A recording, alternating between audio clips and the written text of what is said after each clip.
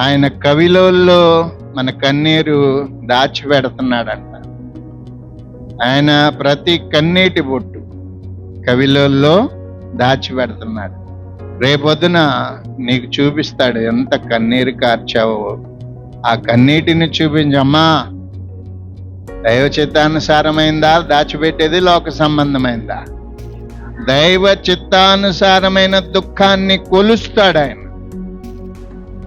నీ కన్నీటికి కూడా ఏముంది? విలువ ఉంది. ఎక్కడ పడితే అక్కడ కన్నీరు కార్చమాక. మనుషులు ఎదుట అస్సలు కన్నీరు కార్చమాక.